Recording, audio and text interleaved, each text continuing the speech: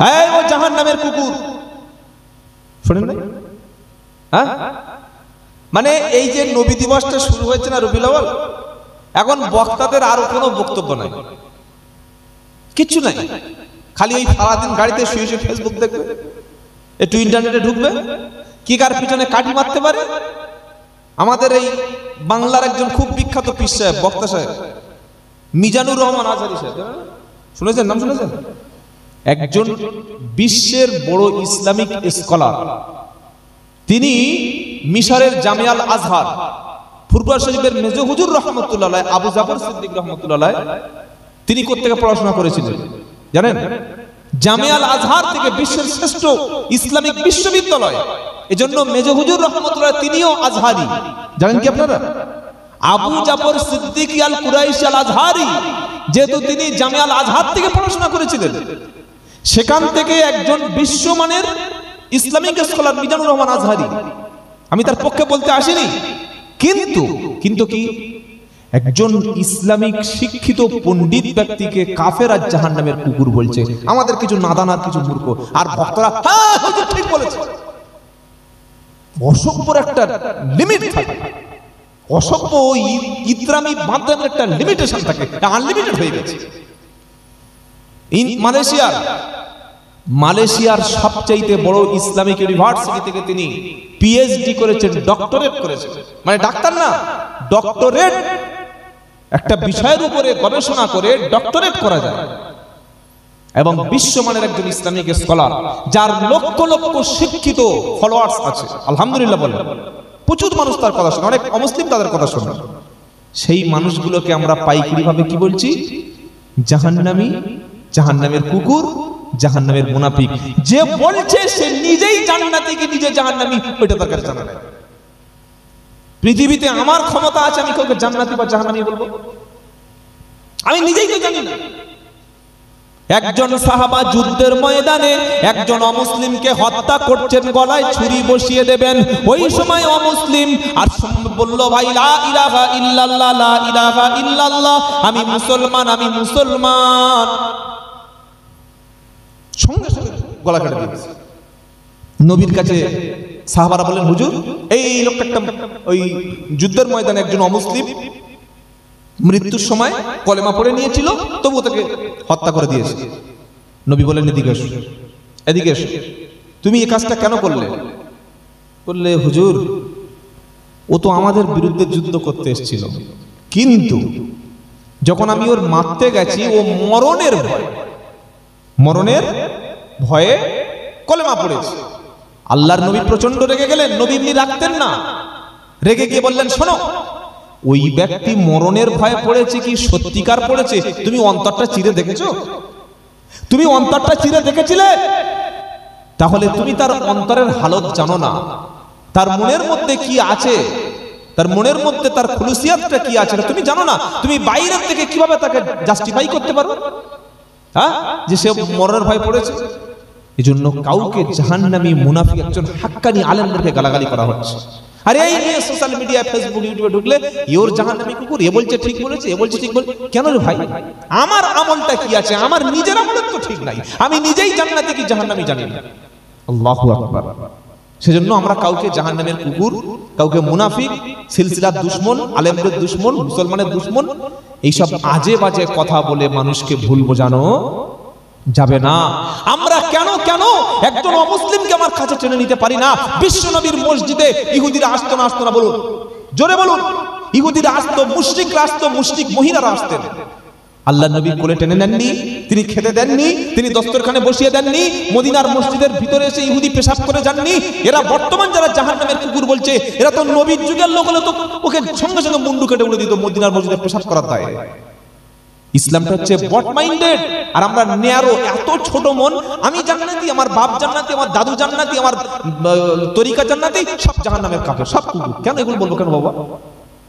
আমি জান্নাতি আর কেউ জান্নাতে গেলে আমার সমস্যাটা কোথায়?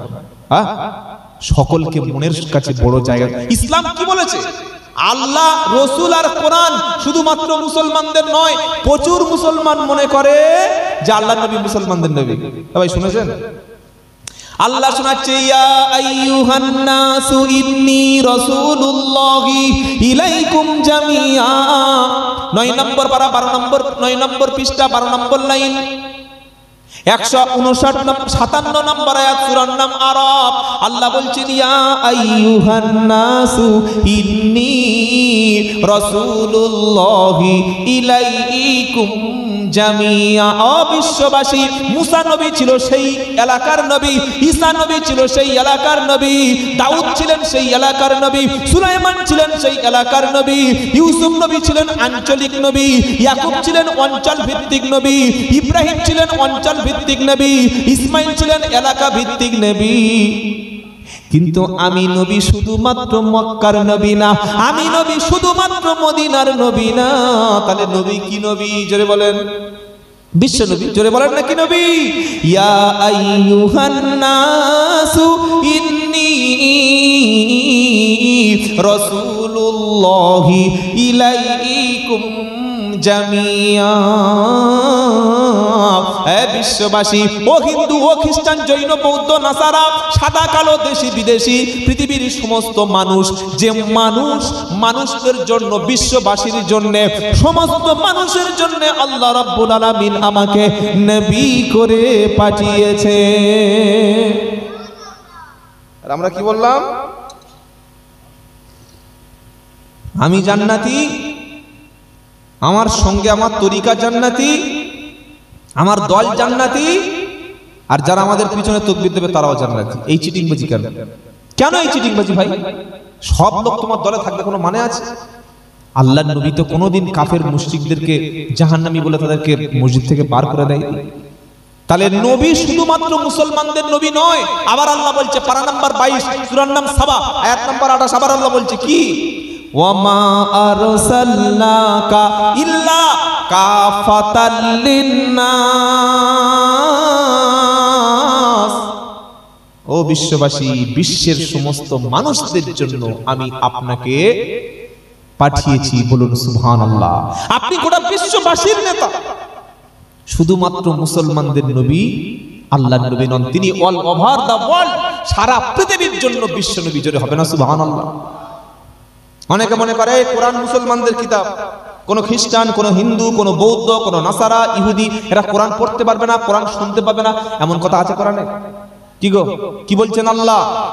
শাহরু রমাদানাল্লাযী উনজিলা ফীহিল কুরআন হুদাল লিন-নাস। 2 নম্বর পারা 7 নম্বর পৃষ্ঠা 1 নম্বর লাইন 185 নম্বর আয়াত সূরা বাকারা। আল্লাহ বলছেন আমি আল্লাহ রমজান মাসে এই কুরআনটা পাঠিয়েছি।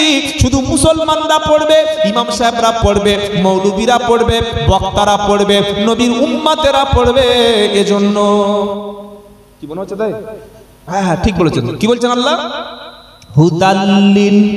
হুদাল্লিন নাস, গোটা বিশ্ববাসীর জন্য হেদায়েতের কিতাব।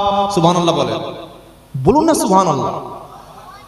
আমরা মুসলমানদের কিতাব না, কোরআন শুধুমাত্র মুসলমানদের নয়, গোটা পৃথিবীবাসীর মানুষদেরকে ভালো বানানোর জন্য আল্লাহ কোরআন পাঠিয়েছেন। বলুন সুবহানাল্লাহ।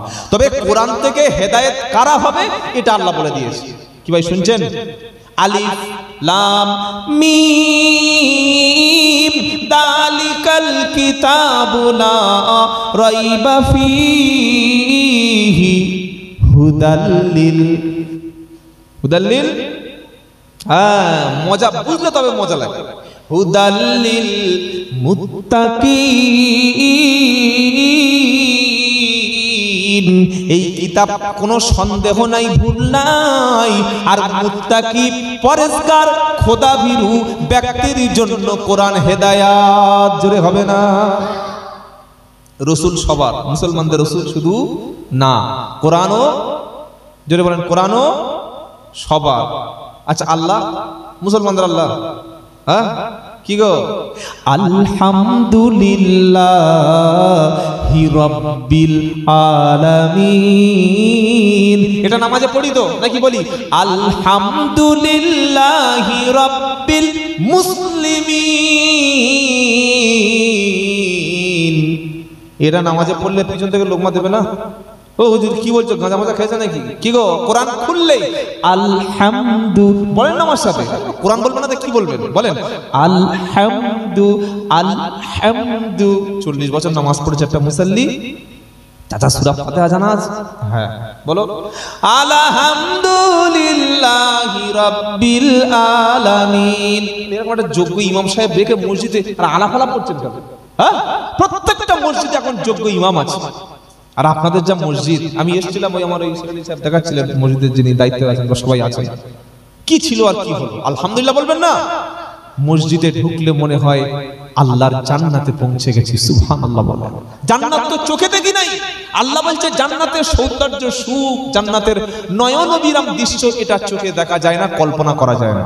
কিন্তু যে সুন্দর মসজিদ, যে সুন্দর মসজিদ কোদালিয়ার মানুষ বানিয়েছেন, উত্তর 24 পরগনার এই এলাকার মানুষ, আল্লাহ যদি আপনাদের ক্ষমা করতে চান, এই মসজিদের খাদেম হিসাবে ক্ষমা করবেন। বলুন সুবহানাল্লাহ। আমি যুবকদের পায়ে ধরে বলে যাচ্ছি, ভাই এত সুন্দর মসজিদে যদি না ঢুকতে পারো, তাহলে তুমি কোন জায়গায় গিয়ে আর শান্তি পাবে বলো? পৃথিবীর শ্রেষ্ঠ শান্তির জায়গা, পৃথিবীর সবচাইতে নীরব জায়গা, পৃথিবীর সবচাইতে কাঁদার জায়গা। আপনি ক্লাবের সামনে গিয়ে কাঁদেন তো, বলে কানা, আমার ছেলে মরে গেছে, আমার টাকা দরকার, চাকরি নাই। কিলা ছেলে, এই পাগলা নিয়ে যা, পাগলা নিয়ে গ্যারেজে ভরে দিয়ে, বলবে না? বলবে না? তৃণমূলের পার্টি অফিসের সামনে কাঁদুন, প্রথমে একটা ত্রিপল দেবে, 1002 টাকা দেবে, আর তো কিছু মালটাল দিল, তারপরে গিয়ে কাঁদলে ঝাঁটা দিয়ে খাওয়ার জন্য এখানে কাঁদে। বলবে না? বলবে না? বিজেপির পার্টি অফিসের সামনে কাঁদুন, ও 2 দিন পরে ঝাঁটা মারবে। কংগ্রেসের পার্টি অফিসের সামনে কাঁদুন, ও 2 দিন পরে ঝাঁটা মারবে। পৃথিবীর কোনো ঘরে গিয়ে, কোনো জায়গায় গিয়ে কেঁদে মনটা তৃপ্তি হয় না। আল্লাহর বান্দা আল্লাহর ঘরে, সুন্দর ঘরে এসেছে, ঈশার নামাজের 8 ঘন্টা আগে চলে এসেছে, আজান হওয়ার 20 মিনিট বাকি আছে, মসজিদের সামনে সুন্দর অজুখানা থেকে অজুটা করে নিয়ে মোবাইল ফোনটা সাইলেন্স অথবা এরোপ্লেন মুডে, এয়ারপ্লেন ফ্লাইট মুড করে দিয়ে 2 রাকাত নামাজ পড়ে দাঁড়িয়েছে, আল্লাহু আকবার বলে সূরা ফাতিহা পড়ে আর একটা সূরা পড়ে রুকু এবং সিজদায় গিয়ে মসজিদের ভিতরে সুন্দর পরিবেশ, একটা পাখা বন বন বন করে চলছে, আর বাইরে নিস্তব্ধ, কোনো আওয়াজ নাই, কোনো মানুষ নাই। যুবক মানুষ গুনাহ করেছে, মদ খেয়েছে, চুরি করেছে, অন্যায় করেছে, সেই কথাগুলো যখন মনের মধ্যে স্মরণ আসছে, ওগো আল্লাহ আমি জাহান্নামে যাব, আমার চামড়াগুলো পুড়বে, আমি শাস্তি সহ্য করতে পারবো না, সিজদায় গিয়ে চোখের পানি যখন ছেড়ে দিয়েছে, আমার আল্লাহ বলছে, নামটা লেখ। জাহান্নামের ভয়ে যার 2 ফোঁটা চোখের পানি পড়ে যায়, আল্লাহর নবী বলছেন ওই ব্যক্তির জাহান্নামে যাওয়া অসম্ভব, অসম্ভব, অসম্ভব। একবার জোরে বলুন না সুবহানাল্লাহ। এত সুন্দর মসজিদ, যুবকেরা আল্লাহর ঘরে আসো, আল্লাহর ঘরে আসো। কি সুন্দর মসজিদ, আল্লাহর ঘর। আহা, কার ঘর? কবি কাজী নজরুল ইসলাম কি সুন্দর বলতেন, মসজিদেরি পাশে আমার কবর দিও ভাই, যেন গোর থেকে মুয়াজ্জিনের আজান শুনতে পাই। নারায়ে তাকবীর। কবির ইচ্ছা যেমন, আর আল্লাহ কবুলও করেছেন তেমন। সুবহানাল্লাহ বলবেন না? মসজিদেরি পাশে আমার কবর দিও ভাই, যেন গোর থেকে মুয়াজ্জিনের আজান শুনতে পাই। আমার গোরের পাশ দিয়ে ভাই নামাজিরা যাবে, নামাজিদের পায়ের ধ্বনি এ বান্দা শুনতে পাবে। মসজিদেরই পাশে আমার কবর দিও ভাই, যেন ঘর থেকে মুয়াজ্জিনের আজান শুনতে পাই। নারায়ে তাকবীর। আল্লাহ কবুলও করেছেন। কাজী নজরুল ইসলামের কবরটা বাংলাদেশের বাইতুল মুকাররম জাতীয় মসজিদের পাশেই আল্লাহ কবুল করেছেন। বলুন সুবহানাল্লাহ। প্রত্যেকটা যুবকদের বলবো, নামাজ কাজা করো না, আল্লাহর ঘর ছেড়ে দিও না। আজকে যাদেরকে মসজিদে দেখতে পাচ্ছেন, কিয়ামতের দিন আল্লাহর ঘরে তাদেরকে জায়গা হবে। একবার জোরে হবে না সুবহানাল্লাহ? আর বেঁচে থাকতে সুস্থ অবস্থায় যদি মসজিদে আমরা না যেতে পারি, জান্নাতে যাওয়ার কোনো সুযোগ থাকবে না। কথা মনে থাকবে ইনশাআল্লাহ। তাহলে শোনাচ্ছিলাম আল্লাহর নবীকে আল্লাহ পাঠিয়েছেন পৃথিবীতে কেন? হুয়াল্লাযী বাআসা ফিল উম্মিয়িনা রাসূলাম মিনহুম ইয়াতলু আলাইহিম আয়াতিহি, যিনি মানুষের কাছে আল্লাহর আয়াতগুলো তেলাওয়াত করবে। 2 নম্বর ওয়ায়ুযাক্কিহিম, যিনি মানুষকে পরিষ্কার পরিচ্ছন্ন, মানুষের পরিষ্কার পরিচ্ছন্ন করে নফসের তাজকিয়া করে জাহান্নামে যাচ্ছে সেই মানুষগুলিকে আল্লাহর নবী পরিষ্কার পরিচ্ছন্ন করে জান্নাতে নিয়ে যাবে। জোরে বলেন। 3 নম্বর ওয়ায়ুআল্লিমুহুমুল কিতাব, আর বিশ্ব নবী আল্লাহর কিতাবের জ্ঞান ইলম তিনি মানুষের মধ্যে বিতরণ করবেন। সুবহানাল্লাহ বলেন। ওয়ায়ুআল্লিমুহুমুল কিতাব, যিনি মানুষের কিতাব শিক্ষা দেবেন। আর কি? ওয়াল হিকমাতা, জ্ঞান ও বিজ্ঞানের শিক্ষা বিশ্ব নবী তার উম্মতকে দিয়ে দেবেন। সুবহানাল্লাহ বলেন। এটা বলে আল্লাহ বলছেন ওয়া ইন কানু মিন ক্বাবলু লাফি দালালিম মুবিন। আর এই কিতাবটা আসার আগে, কোরআন আসার আগে তোমরা ছিলে পথভ্রষ্ট, সুস্পষ্ট গোমরাহ। আল্লাহু আকবার। 4টে জিনিস দিয়ে নবীকে পাঠিয়েছেন, শুনছেন আপনারা? আবার আল্লাহ বলছেন আমি আমার বান্দার জন্য, তোমাদের মতো উম্মতের জন্য দয়া করেছি। দয়াটা কি? লাকাদ মান্নাল্লাহু আলাল মুমিনিনা ইদ বাসা ফীহিম রাসূলাম মিনহুম ইয়াতলু আলাইহিম আয়াতিহি ওয়া ইউযাক্কিহিম ওয়া ইউআল্লিমুহুমুল কিতাবা ওয়াল হিকমা ওয়া ইন কানু মিন ক্বাবলু লাফি দালালিম মুবিন। সূরা আল ইমরান 4 নম্বর পারা 10 নম্বর পৃষ্ঠা 12 নম্বর লাইন 164 নম্বর আয়াত।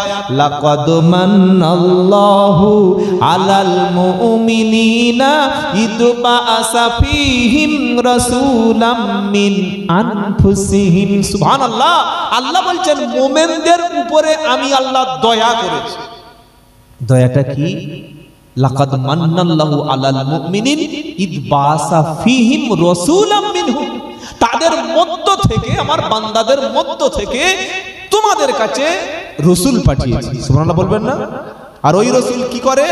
ইয়াতলু আলাইহিম আয়াতিহি, আমার আয়াতগুলি তেলাওয়াত করে শোনায়। ওয়া ইউযাক্কিহিম, রাসূল মানুষকে পরিষ্কার করে, পরিচ্ছন্ন করে, নফসের তাজকিয়া করে, মানুষকে পবিত্রতা শেখায়। আর কি? ওয়া ইউআল্লিমুহুমুল কিতাব, রাসূল মানুষকে কিতাবের শিক্ষা দেন। আর কি? ওয়াল হিকমাতা, জ্ঞান বিজ্ঞানের শিক্ষা দেন। আবার একই কথা বলছেন ওয়া ইন কানু মিন ক্বাবলু লাফি দালালিম মুবিন, কোরআন আসার আগে, কিতাব আসার আগে তোমরা তো বিভ্রান্ত, গোমরাহ, পথভ্রষ্ট ছিলে। কোরআন এসে তোমাদের জান্নাতের রাস্তা দেখিয়ে দিল। যদি হবে না সুবহানাল্লাহ? তাহলে এতক্ষণ কি শুনলাম? আল্লাহও সবার, রাসূলও সবার, আর কোরআনও। আচ্ছা, আমরা যারা মুসলমান, আমরা গোটা বিশ্ববাসীর কল্যাণে আল্লাহ আমাদের পাঠিয়েছেন। সুবহানাল্লাহ বলেন। হ্যাঁ, পৃথিবীর অন্য কোন নবীর উম্মতের এই দায়িত্ব ছিল না যে তুমি মসজিদে আজান দাও, তুমি ওয়াজ করো, তুমি নসিহত করো, তুমি মাদ্রাসা তৈরি করে মানুষদেরকে ভালো পথে আনো, তুমি ওই অমুসলিমদের কাছে দিন প্রচার করো, অমুসলিমদেরকে, জাহান্নামীদেরকে দিনের দিকে ফিরিয়ে আনো। এই দায়িত্ব পৃথিবীর কোন উম্মতের উপরে ছিল না। কিন্তু আমাদের কি দায়িত্ব দিচ্ছে? কুনতুম খায়রা উম্মাতিন উখরিজাত লিন-নাস তা'মুরুনা বিল মারুফি ওয়া তানহাউনা আনিল মুনকার। নারাই তাকবীর। কি দায়িত্ব আল্লাহ আমাদের দিচ্ছেন দেখুন। 4 নম্বর পারা 5 নম্বর পৃষ্ঠা 1-2 নম্বর লাইন 110 নম্বর আয়াত। কি বলছেন আল্লাহ? কুনতুম খায়রা উম্মাতিন উখরিজাত লিন-নাস। আল্লাহ বলছেন তোমরা হচ্ছে সবচাইতে শ্রেষ্ঠ উম্মাত, তোমরাই হচ্ছে পৃথিবীর সবচাইতে শ্রেষ্ঠ উম্মাত। আমি আল্লাহ তোমাদেরকে মানুষের কল্যাণে, জনগণের কল্যাণে আমি আল্লাহ বাছাই করেছি। জোরে হবে না সুবহানাল্লাহ?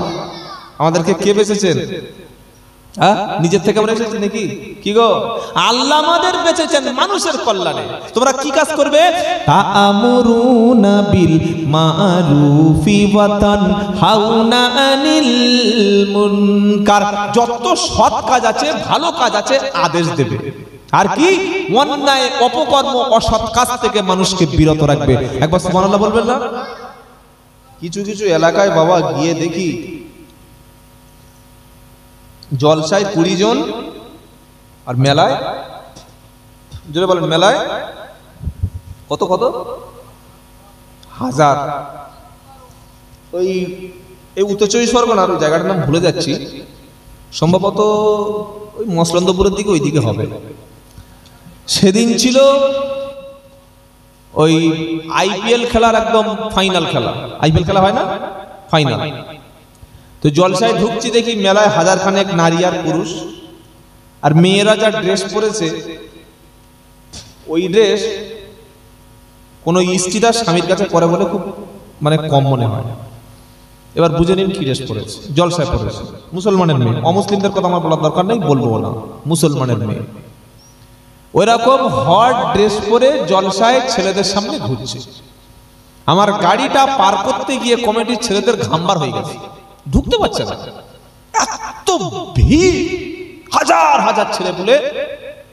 যেমন এই কার্তিক মাস আসলে কুকুর কি করে দেখো, কি করে কুকুর সব তাহাজ্জুদ পড়ে, তাই তো নাকি? কার্তিক মাস আসলে কুকুর যেমন করে, ঠিক ছেলে মেয়ে হুড়োহুড়ি কাড়াকাড়ি করছে। আমি দেখে আর সহ্য করতে পারি। ওই যে ভিড়টা পার করে আমাকে জলসায় নিয়ে গেছে, সময় কম ছিল, গিয়েই ফরজ নামাজটা সুন্নত পড়েই মঞ্চে উঠে পড়েছি। উঠে দেখি 3 জন ব্যক্তি সামনে বসে আছে, বয়স্ক লোক। আমার দেখে মনে হলো যে এরা বিপত্নিক, মানে বউডৌ মরে গেছে। একেবারে এরকম লোক না হলে জলসায় বসবে না। 3 জন বৃদ্ধ লোক, চুলদাড়ি পেয়ে গেছে, সবার করে হাঁটু এরকম মুড়ে বসে আছে, মানে কোনো জায়গায় বাড়িতে গেলে খাওয়া দেবে কি আপনার সন্দেহ আছে, যাওয়ার জায়গা নেই।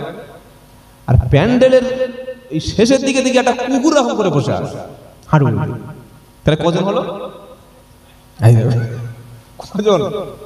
3টে মানুষ, একটা কুকুর, 4 জন। তাই বললাম আপনারা সভা দিয়েছেন কেন? খুব বলেছি, সালাম দিয়ে আর কিছু বলেন, সভা দিয়েছেন কেন? এখানে কুকুর জলসা শুনতে এসছে, আর এই জ্যান্ত কুকুরগুলো রাস্তায় ঘুরছে। এরা কোন কুকুরের কুকুরেরা? এরা তো মানুষ, এরা তো পশু, এরা তো জানোয়ার। আমার ড্রাইভার গাড়িতে ছিল, বলে হুজুর, নামার পরে বলছে, বলে গাড়ি ভেঙেই ফেলছিল, বলে ওর গাড়িটা ভেঙে দেবে। ভেঙে দেবে দেবে কি আছে? সত্য বললে, ন্যায় বললে গাড়ি ভাঙবে, গাড়ি আবার কেনা হবে, অসুবিধা নাই। কিন্তু তোমরা জলসা দেবে, আর তোমাদের বাড়ির বউরা, বাড়ির মেয়েরা ল্যাংটো হয়ে তারা নাচবে, পরপুরুষের ছেলেদের এনে আকৃষ্ট করবে, আর আমরা এই কানে হাত দিয়ে চোখ বুঝে কতদিন চলবে? এখন যুগটা হচ্ছে অনলাইনের যুগ, ইন্টারনেটের যুগ, ফেসবুকের যুগ, টুইটারের যুগ, চ্যাটজিপিটির যুগ, হোয়াটসঅ্যাপের যুগ, সোশ্যাল মিডিয়ার যুগ। এখন আর চোখ বন্ধ করে বললে লোক শুনবে? সেদিন অনেক আগে পার হয়ে গেছে। 2025-এর বক্তব্য 25-এর মতো করতে হবে। আগে চোখ বুজিয়ে কথা বললে লোক চোখ বুজিয়ে শুনতো, এখন আর চোখ বুজিয়ে ওইসব ভুলভাল বকার সময় নাই। আমি অন্তরস্থল থেকে ধন্যবাদ জানাবো। আমি ওই মসজিদের সামনে এসে বলেছিলাম যে উত্তর 24 পরগনা এই একমাত্র জলসা যেটা মেলা ছাড়া, বেপর্দা ছাড়া, নাজায়েজ হারাম কাজ ছাড়া এই একটা জলসা হচ্ছে। আলহামদুলিল্লাহ বলে। অনেক ছেলে তারা অখুশি, হুজুর একটু মেলা না হলে জমে, কি বুঝলেন, একটু এনজয় হবে, ফুর্তি হবে। আমার বাড়ির বউ, আমার বাড়ির মেয়েরা মেলায় গিয়ে একটু ঠেলা ঠোকর খাবে, তবে তোমার ভালো লাগবে, হ্যাঁ, তবে তো মজা লাগবে। আমার বাড়ির বউরা, মেয়েরা লোক দেখবে না যে এটা কার বউ, এত সুন্দর, হ্যাঁ, আমার ইয়ং মেয়েটা দেখবে না। এই কাজ থেকে আপনারা বিরত থেকেছেন, এর বরকতটা ইনশাআল্লাহ এখানে হাসিল আল্লাহ করাবেন, বলুন ইনশাআল্লাহ। ভালো কাজ করার জন্য নবীর উম্মতকে আল্লাহ নির্দেশ দিয়েছেন, হে উম্মত তোমরাই শ্রেষ্ঠ, ও উম্মত তোমরাই শ্রেষ্ঠ। কেন? সৎ কাজের আদেশ করবে, অসৎ কাজের, যদি বলেন সৎ কাজের আদেশ করবে, অসৎ কাজের নিষেধ করবে। এজন্যই আল্লাহ তোমাদের বাছাই করে বলেছে, কুনতুম খায়রা উম্মাতিন উখরিজাত লিন-নাস তা'মুরুনা বিল মারুফি ওয়া তানহাউনা আনিল মুনকার। তোমরাই সবচাইতে উত্তম উম্মাত, আমি আল্লাহ তোমাদের বাছাই করেছি, ছাঁটাই করেছি এই কারণে, যেহেতু সৎ কাজের আদেশ দেবে, অন্যায় থেকে মানুষদেরকে নিষেধ করবে। আর এটা করবে যারা, আমার আল্লাহ বলছেন তারা সফল, তারা জান্নাতি। সিরু ফিল আরদ, আমার পৃথিবীটা ঘুরো, ঘুরে দেখো, সফর করো, অভিজ্ঞতা আসবে। সফরে কি আসে মানুষের? অভিজ্ঞতা আসবে। চলে যান তায়েফ, সুবহানাল্লাহ, মক্কা থেকে 60 কিলোমিটার দূরে, যেখানে বিশ্ব নবীর রক্ত পড়েছে, যে জমিনের উপরে আমাদের নবীর রক্ত যেখানে পড়েছে, মুশরিক, খোদাদ্রোহী, কোরআনের দুশমন নবীর সঙ্গে দুশমনি করতে করতে বিশ্ব নবীর গায়ে হাত তুলে দিয়েছে। নবী ক্ষমা করেছেন, কাউকে হুমকি দেননি, মার্ডার করেননি, প্রতিশোধ নেননি, বদদোয়া করতে পারতেন। কি ভাই পারতেন কি পারতেন না? আমাদের কিছু হলে কি বলি, এই দেখে নেব, কেস করে দেব, মানহানি মামলা করে দেব। আর এমনও পীর সাহেব, এমনও বক্তা, এমনও হুজুর আছে, টাকা কম দিলে গাড়িতে বসে বসে বলছে বদদোয়া করে দেব। কি বলে না? বদদোয়া করে। তোর মতো চিটিংবাজের বদদোয়া কবুল হবে? যারা শুধুমাত্র টাকার জন্য জলসা করে, কুড়ি ছাড়া যাদের গাড়ির চাকা গড়ায় না, 500 টাকা কম দিলে যারা বড় বড় চোখ বার করে চিতা বাঘের মতো, তাদের বদদোয়া কবুল হবে? হ্যাঁ না বলে না? জোরে বলেন। এটা মন থেকে বলছেন, আমি জিজ্ঞাসা করে বললাম, বলছেন কি গো? আলেম কে? আলেম কারা? আল্লামা রুহুল আমিন রহমতুল্লাহের ওয়াজ শিক্ষা একটা কিতাব আছে, বই তোমরা পড়ি না, খালি হুজুর তুমি একটু ওয়াজ করো, আরে পড়ুন না। আল্লামা রুহুল আমিন রহমতুল্লাহ বড় মাওলানা সাহেব সবচাইতে বড় খেদমত যেটা তিনি করেছেন, তিনি আরবি, উর্দু, ফার্সি ভাষার একজন বিজ্ঞ এক্সপার্ট ছিলেন। ইচ্ছা করলে আরবিতে, ফার্সিতে, উর্দুতে হাজার হাজার বই তিনি লিখতে পারতেন। কি ভাই এই অ্যাবিলিটির যোগ্যতা ছিল কি ছিল না? কিন্তু তিনি বাংলা ভাষায় এরকম ছোট ছোট ছোট ছোট আকারে বই লিখলেন কেন? যাতে বাঙালি মাতৃভাষা যাদের বাংলা, বাংলার মানুষ পিছিয়ে পড়েছে, বাংলার মুসলমানরা পিছিয়ে পড়েছে, বাংলার মুসলমানরা তারা মাজারে সেজদা করত, বাংলার মুসলমানরা তারা গিয়ে ওই বনবিবির থানে গিয়ে মাথা নিচু করত, বাংলার মুসলমানেরা তারা কোনো একজন কবর দেখলেই সেখানে মান্নত করত। এই সমস্ত শিরকি আকীদা, বদ আকীদার মধ্যে ডুবেছিল। আল্লামা রুহুল আমিন রহমতুল্লাহ আলাইহি বাংলা ভাষায় শত শত পুস্তক, কিতাব লিখে তিনি মানুষের চক্ষুটা খুলে দিয়েছেন। জোরে বলুন সুবহানাল্লাহ। বই আমরা পড়ি না, আমাদের বই পড়তে ভালো লাগে না। এই পরশুদিন, তার আগের দিন একটা বক্তব্য, একটা অনুষ্ঠান ছিল, আমি সেখানে কয়েকটা জাল হাদিস বললাম। জাল হাদিস মানে কি? আল্লাহর নবী যেটা বলেনি, যেটা মাউযু, যেটা বানোয়াট, নবীর নামে মিথ্যা হাদিস বর্ণনা করা, তার জায়গা কিন্তু জাহান্নাম। আপনাদের ইমাম যিনি বসে আছেন, ইনি শুধু ইমাম নন, ইনি একজন যোগ্য আলেমে দ্বীন, আলহামদুলিল্লাহ বলেন। আমি ভুল বললে নিশ্চয়ই তিনি আমাকে সংশোধন করে দেবেন। কথা শুনছেন আপনারা? হাদিস কোনোদিন জাল করা যায় না, কিন্তু খবিস যারা, ইসলামের দুশমন যারা, অথবা অজ্ঞতার কারণে মানুষ নবীর কথাকে জাল করেছে। যেমন একটা প্রসিদ্ধ বক্তব্য আছে, দেখবেন কানে হাত দিয়ে বক্তারা উঠেই বলে, বাবারা, ভাইজানেরা, ও নবী পাকের উম্মতেরা, আল্লাহর নবীকে সৃষ্টি করা না হলে চাঁদ, সূর্য, গ্রহ, তারা, নক্ষত্র, তামাম পৃথিবীর কোনো কিছু সৃষ্টি হতো না। গাল হা করে একবার তিনালিপ চালে টানতে বসে আছে। এটা সম্পূর্ণ জাল, মিথ্যা, বানোয়াট। আমি আব্দুল্লাহ জুবায়ের বলছি না, বসিরহাট আল্লামা রুহুল আমিন রহমতুল্লাহের কিতাব। কিতাবের নাম কি? বাগমারি ফকিরের ধোকাবন। কাল সকালে গিয়ে কিনে পড়ে দেখে নেবেন। আমাকে গালি দেওয়ার আগে বই পড়ে আমাকে গাল দেবেন। অনেকে আমাকে খুব গাল দেয় যে আমাদের সিলসিলার দুশমন। আমাকে বলে তো বই বলি বলে আমার কোনো যায় আসে না, বলে সত্যটা আমি বলবো না। বসিরহাট আল্লামা রুহুল আমিন রহমতুল্লাহ বলছেন এই কথাটা জাল। নবী কেনা সৃষ্টি করা হলে কিছু সৃষ্টি হতো না। লাউলা কামা খালাকতুল আফলাক, এটা হাদিস নয়, বানোয়াট, মিথ্যা। আপনি 20,000 টাকার বক্তা, এটা জাল কি সহি এটা যাচাই বাছাই করবেন না, জাস্টিফাই করবেন না, কানে হাত দিয়ে চালিয়ে দেবেন। আর একটা হাদিস শুনেন, যার পীর নাই বাবা তার পীর শয়তান, যার পীর নাই তার পীর শয়তান। এটা শুনেছেন না শুনেন নাই? হ্যাঁ না বলো, কথা বলে না। শুনেছেন না বক্তব্যটা, যার পীর নাই শয়তান? আল্লামা রুহুল আমিন রহমতুল্লাহ এই কিতাবের একদম প্রথম ভূমিকায় মুকদ্দমায় তিনি লিখে দিচ্ছেন, প্রথম পৃষ্ঠা লিখে দিচ্ছেন এটা জাল। নবীর এতগুলো হাদিস থাকতে মিথ্যা কেন বলতে হবে? তাই আলেম দাওয়াত করার আগে, বক্তা দাওয়াত করার আগে আগে দেখবেন তিনি আলেম কিনা। আলেমকে ইন্নামা ইয়াকশাল্লাহ মিন ইবাদিহিল উলামা। 22 নম্বর পারা 16 নম্বর পৃষ্ঠা 13 নম্বর লাইনে 26 নম্বর আয়াত সূরা ফাতির। আল্লাহ বলছেন আমার আলেম সম্প্রদায়, জ্ঞানী সম্প্রদায়, তারা সবচাইতে বেশি ভয় পায় আল্লাহকে। জোরে বলুন সুবহানাল্লাহ। আলেম যখন বক্তব্য করবে, সমাজ আলেমের বিরুদ্ধে যাবে কি যাবে না, ওটা বক্তা কখনো দেখবে না। আলেম যখন বক্তব্য করবে, মানুষের নাফসের ইসলাহ করার জন্য বক্তব্য করবে, মানুষকে সংশোধন করার জন্য বক্তব্য করবে, মানুষকে নামাজে আনার জন্য বক্তব্য করবে, মানুষকে মসজিদে আনার জন্য বক্তব্য করবে। আমার আল্লাহর নবীকে আল্লাহ বলছে হাবিব, আমি পৃথিবীতে 4টে টার্গেট নিয়ে আপনাকে পাঠিয়েছি।